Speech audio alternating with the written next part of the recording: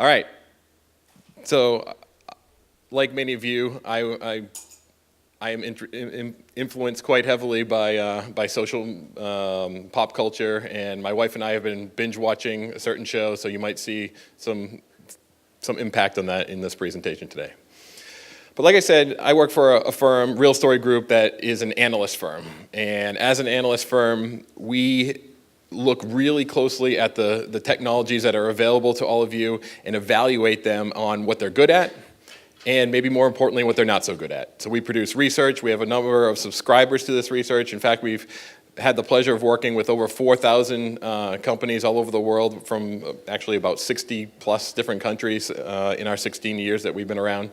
And we have a number of tools that we offer to our people, but really what people like about our research is their deep dive evaluations, exposing what these vendors are good at, where they're a good fit, and maybe where they're not a good fit. I did just have the pleasure of having a book published. If anyone's interested in that, just let me know. I can wrangle up a copy for you. And as I mentioned earlier, I'm one of the analysts at Real Story Group, and one of my main focuses over the last few years has been evaluating the DAM marketplace. So currently we cover about 33 of the most significant DAM vendors in the marketplace today, but we currently have our eyes on many more, and we're constantly watching these vendors and seeing how they're approaching things. So as you might imagine, in that research process, we learn a lot of lessons. And I think of myself sometimes as searching for the truth. I'm constantly searching out there, trying to figure out what the truth actually is. And so as I search, this is the world that we live in. This is kind of our infamous vendor map. If anyone wants a copy of this, let me know. I have a few up here as well.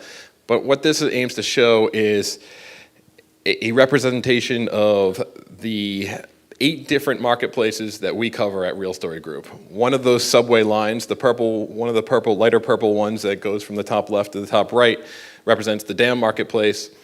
And each of the stops on that subway is one of the vendors that we cover.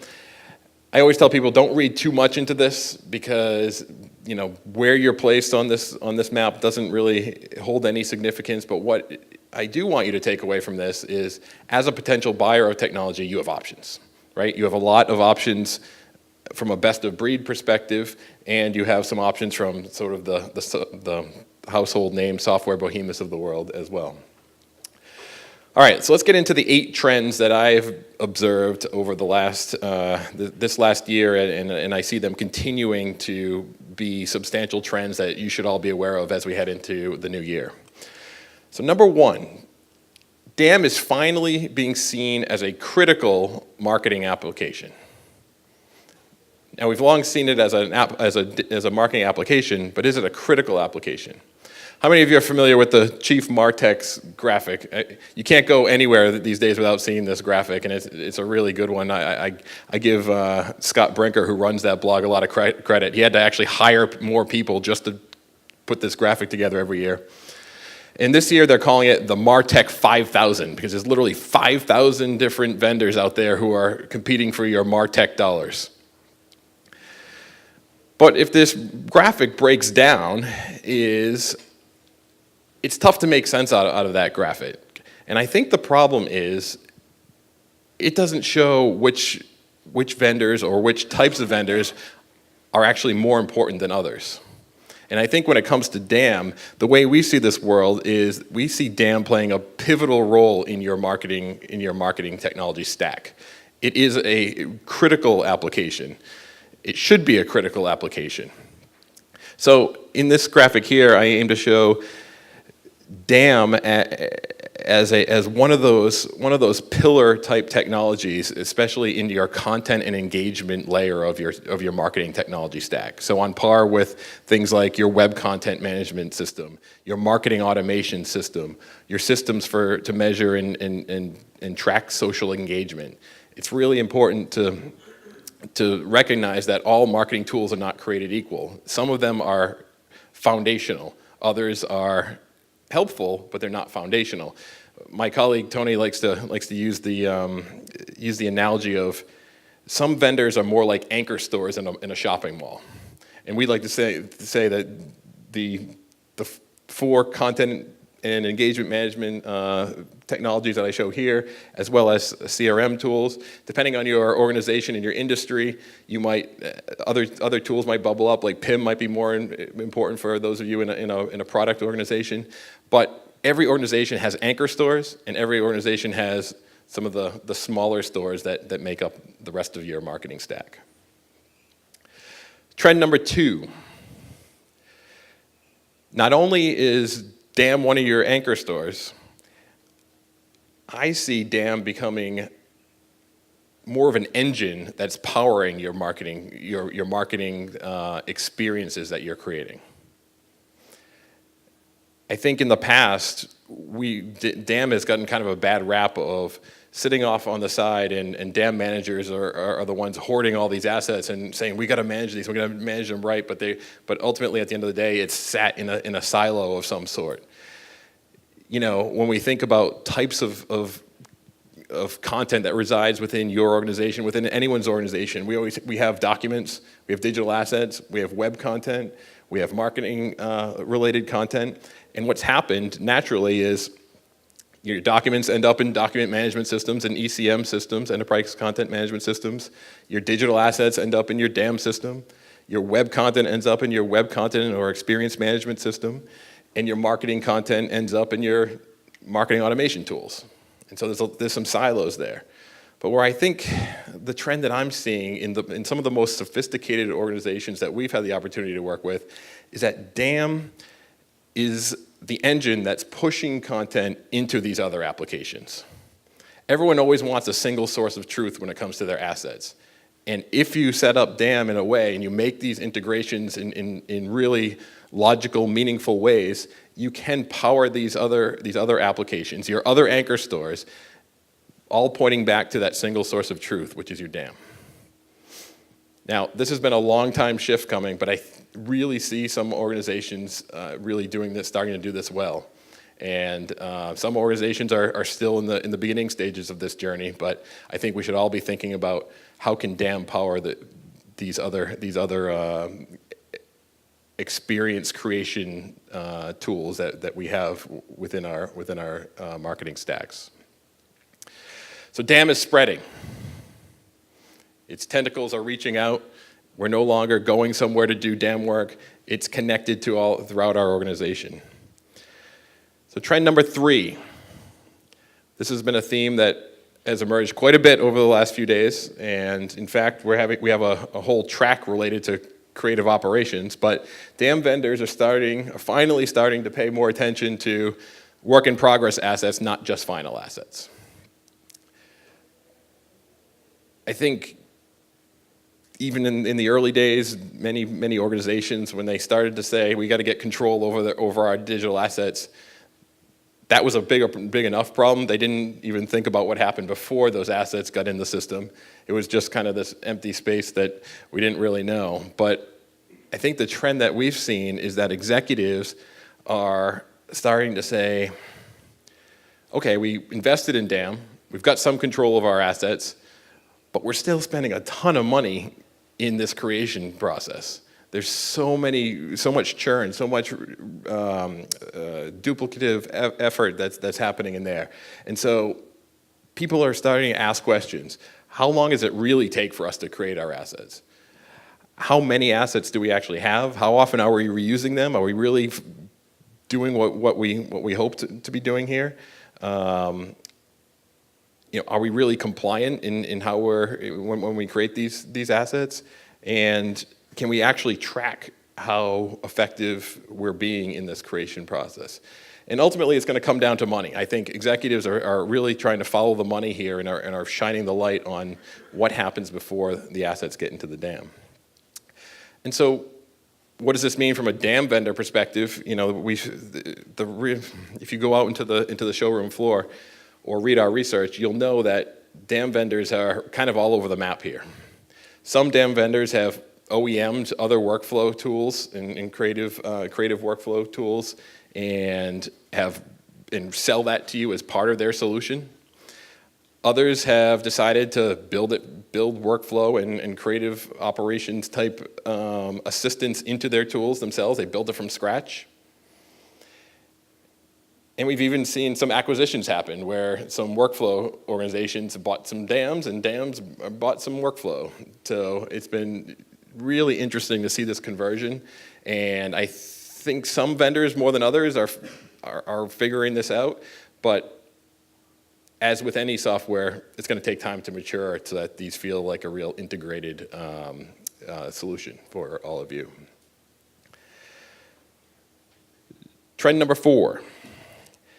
DAM is helping to get your images, your video, your rich media files closer to your data and copy. So in today's day and age, we have to let go of some control in some cases. Many of these cases are being dictated by third-party demands. How many of you deliver your assets out to third parties? Awesome, a lot of you. So the good news is that these third parties really want your content, right? They want your assets, they want your data, they want the copy that is associated with your products in many cases. But the bad news is they want it in their format. So as many of you who live in this world, Amazon wants it their way, Walmart wants it their way, Kroger wants it another way. And this is a really difficult thing to manage on a day-to-day basis. When we see organizations where they have tons of people cutting and pasting into spreadsheets and emailing it over, and then they can't believe how many times that they have the wrong image on that's showing up on Amazon, even though we sent them the right image, but it's the wrong image. So one of the trends that we're seeing here is DAM is helping to solve this problem, but it's not the whole solution. So we have to, when we talk about getting assets and your data to a third party, we have to bring into the conversation the notion of a product information data management system, a PIM system. And so PIM systems have a bit of a dual role historically. Historically, that's usually your single source of truth for data. Your DAM is your single source of truth for your assets. But in many cases, what we've seen is PIM systems have emerged as an aggregation layer to kind of marry these things back up again. Okay, so this is kind of where we're at in 2017. A lot of big CPG companies and retail companies are thinking about that PIM as that aggregation layer. Now, the trend that I'm trying to talk about today is I think DAM vendors are going to say, we can do some of this. We can be that aggregation layer. And some of those vendors out there that are here today are actually doing a decent job of it. Others have a long way to go. Others are perfectly content to say, hey, we'll let the aggregation happen from someone else. But other vendors are really pulling this all together and making this aggregation happen where your assets live. And a lot of those people who work with assets all day, those people who are most concerned about your brand, really like the fact that it's happening within the DAM rather than a PIM system. And so that's a shift from a mindset perspective, but I think we'll continue to see DAM kind of gobble up more of that aggregation layer capabilities. Trend number 5, DAM vendors are also helping enterprises address the video explosion. And when I talk about video, it's not just for media companies anymore. I think we have to all recognize we're all media companies in today's day and age. And we've been talking about video for years and years and years and saying it's going to be big, and we've all known it's going to be big, but I don't think any of us realized it was going to be this big, this fast. Even just in the last few years, the amount of video that appears in social is massive. I mean, think about your Facebook feeds, how often there's video appearing, over someone's still photos. Video is everything these days. from an external perspective and an internal perspective. Even from the digital workplace side, we have people tell us all the time, I don't want to read a manual about my company's policies and procedures or how to use this application. I want just a quick video that gives me the answer. So the amount of video that we have is exponential. And obviously, with that rapid rise, we've had some challenges. There's a lot of cost associated with managing video. Video takes up a lot of space, and it's difficult. It's a different beast than images. And so what we're seeing kind of across the board is enterprises who have had a dam for some time are now saying, okay, we got to do something with this video. Can we just put it in the dam that we've had for 5, 10 years? And sometimes that works, but in many cases, they're hitting some roadblocks. And particularly around the fact of, when it comes to video, it's not just putting another file into the system. You need to think about, okay, can we manage the transcripts alongside of the video so that we can search it? Can we tag at various points in a video? Can I give my users the ability to splice video and create derivative assets so that I can use that video in multiple channels? And can I make sure I maintain those relationships between those derivative assets to the parent asset? All these things are what every organization who's dealing with this video explosion is thinking about today. Trend number 6, DAM is helping enterprises alleviate the reliance on external agencies. Now, this isn't a new trend. However, more and more I see large organizations in particular being held hostage by their agencies. And what started as kind of I don't think it was an evil thing by your agency to say, hey, we have a DAM system, we'll help you manage some of your assets that we're creating. I don't think they meant it to be evil, but in actuality, in many cases, you don't even have your assets in your building or on your systems. Many of these large organizations are so beholden to what their agency has in their DAM. And then, of course, what happens is when they want to use those assets, they have to get them from agency DAM back into my organization. So how does that happen? In worst case, email, but that happens all the time. But in another case, cloud file sharing tools. How many of you share assets via some of these tools? All the time, right? So now your assets are on your agency's DAM, in the cloud somewhere, and on your systems. And so I think it's funny, I probably could have said this the last 5 or 6 years, but from a trend perspective, that sort of claiming autonomy, divorcing being able to divorce your agency when the time is fit, remains really a huge driver for organizations to bring in digital asset management to this day. And we've heard some horror stories along the way about some organizations that were really and truly held hostage by their agencies. Trend number 7. I think DAM will continue to help with the volume challenge when it comes to artificial intelligence.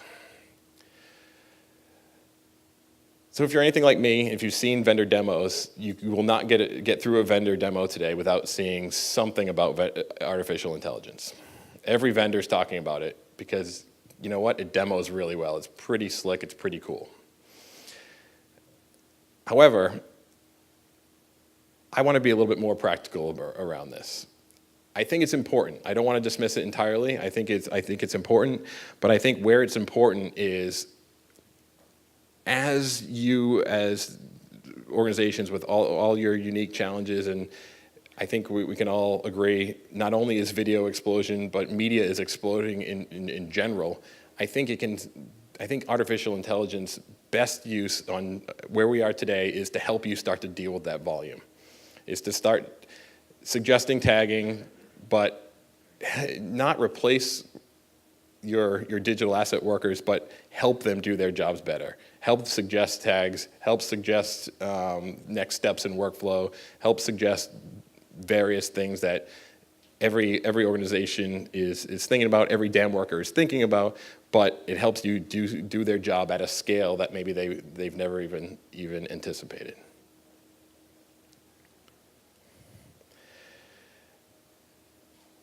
Trend number 8, finally, is I think this is something that we've talked about quite a bit in 2017 in our research, but it's something that I expect to continue. I don't think we're going to see a backlash against this, but I think DAM vendors are going to continue to specialize in industry verticals. And I can honestly say in all of the areas that we cover, this is not the case. You know, most of the time I'm really encouraging people who are looking at new technology, who are looking to put together the right shortlist, I'm encouraging them to just focus on what are your usage scenarios and use that as the basis of coming up with your shortlist. Find vendors that were fundamentally built for what you're trying to do. But in the DAM world, that's not enough these days. We've noticed that DAM vendors are getting really specific for your organization. We did some surveying recently about if we were to divide up the DAM marketplace as it exists today and see which vendors scored highest in different industries, and we could kind of figure out where the majority of DAM vendors were specializing, and it was really kind of shocking that it was really across the board. It was, you know, it seems like all these DAM vendors are kind of going to their corner and picking a specialization. You know, retail and e-commerce, that's where a lot of money is, so I'm not surprised that was the largest piece of the pie. Manufacturing coming in second, or tied with more fast-moving consumer goods companies. But there's DAM vendors that are really good at helping advertising and creative agencies. Others that are really good in more regulatory type environments. And I don't think that this is going away. I think vendors are really starting to specialize both in their technology and in their knowledge and experience of knowing how to traverse these different type of industries, because there's some very distinct challenges for each of these industries, particularly as it comes to how you manage your assets. So in response to this trend, we actually, in one of the tools we offer our subscribers, the Real Quadrant Shortlist Generator, we added vertical use case scenarios to our list so that if you're looking to put together your own shortlist, you can go in and self-identify with one or several of the industries, and as well as self-identify with what use case scenarios are most important to you, and then get a custom output as to which vendors are most likely a fit for your needs. So finally, just to wrap up here, do I think 2018, are we going to see some stranger things? In some cases, but in most cases, I think we're seeing a maturation of a lot of these vendors. You know, we're really hitting a point where DAM is stepping up, and I know, having talked to many of you, you're just getting started out, and you might not really understand or even ready to even think about how DAM can power your entire marketing stack. But I can assure you, some of the biggest and most sophisticated companies in the world are doing this today. And they're on their second and third iteration of this, and they're quite frankly, some of them are doing it quite well. So this change is happening, and I think it's going to continue to happen, and that's good news. And I think it's on all of us to go back to our enterprises and fight that damn fight, because it's often that I see IT folks who are not as knowledgeable about DAM's role and how DAM can be so important to an organization, and that, I think that's held us back a little bit. But I think those walls are breaking down, and people are winning the fight there, and they're recognizing digital asset management is managing our most granular of assets. IT understands the data piece, but if you explain to them, okay, we're managing our data, if we can manage our other assets at the most granular level and give us those two things, allow us to create the experiences that we all want to create for multiple different channels and get the right content and data to the right person at the right time in the right place in the right way. And that's the goal that we're all trying to do. And I think DAM is the tool to form that foundation for you. Thank you.